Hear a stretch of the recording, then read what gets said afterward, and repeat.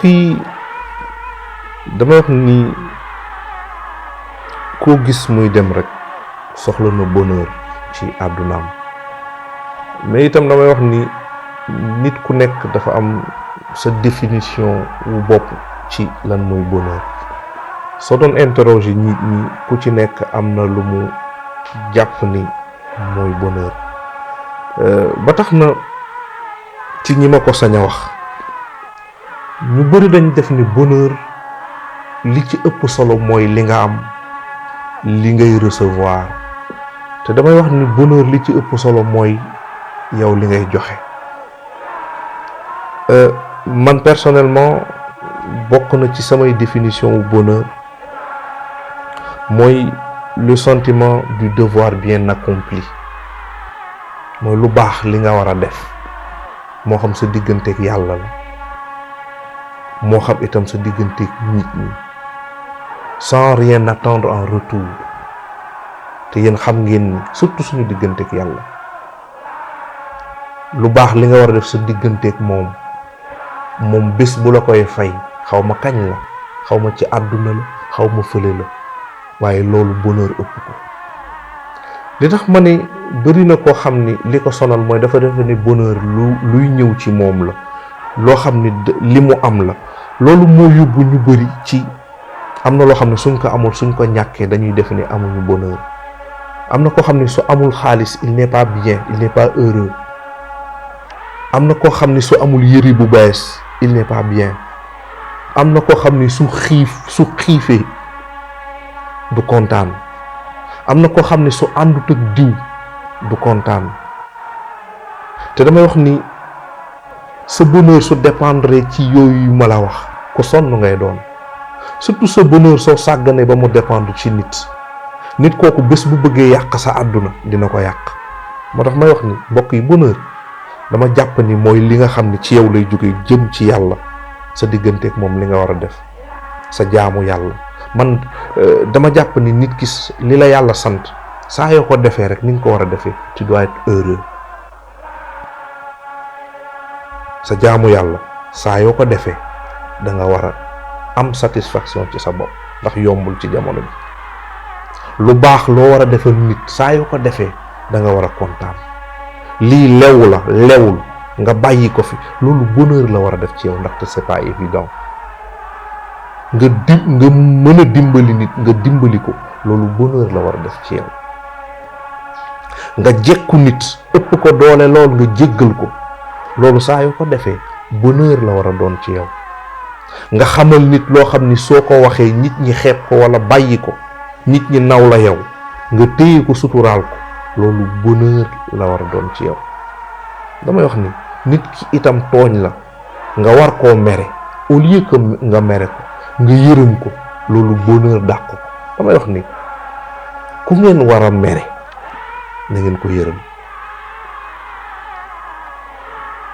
nit koo war a mere mu tooñ la mer poids la ci xol. mer iñaan poids la ci xol.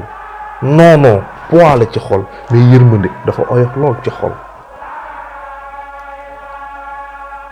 def leen kii bi nañu essayer ku nekk ci ñun na xool ki mu mere wala ki mu bañ.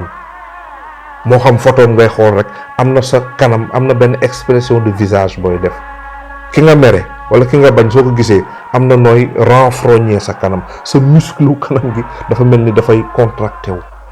essayer leen ko mais xool leen photo ki nga xam ne da ngeen ko yërëm sa yaram dafa mel ni dafay bàyyeeku. te le fait que ngay xool koo bëggul koo mere koo noonoo à la longue ba matul yow sax yaay gën a sonn. waaw moo tax sang bi Seydina Limaam di ñu xamal ne nit ki soo demee ba bëggoo ko noppalal sa bopp. soo demee ba bëggoo ko noppalal sa bopp. moo tax mu ne ni nit koo noonoo bul wax ci moom. daf la bëgg wax ni waxuma la sax wax ci moom mais bu ko xalaat bu ko bàyyi xel.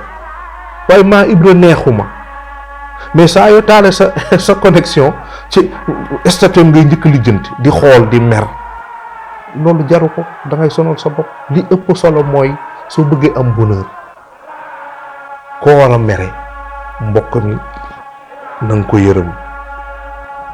may wax ni bokk na itam ci définition bonheur yi ma xam mooy li ñu naan le plus grand secret du bonheur c'est de bien être avec soi. gis nga nit ki soo gëmul sa bopp rek bonheur dina la sori.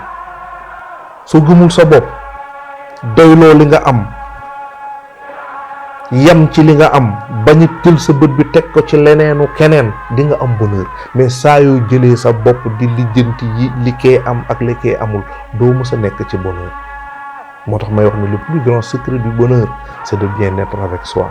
ndax dafa am benn waykatu arab bu wax ni ñett yi nit ki fekk mi ngi ci nekk, benn du am bonheur te day perdre temps am. bi ci njëkk mooy nit koo xam ne chaque à tout moment day xalaat loo xam ne jàll na, mu ciy def temps di ko xalaat, di rëccoog lu ne mu nekk ci di naan non su ma yëgoon naan sàngam ak sàngam. mu ne yaa ngi perdre sa temps.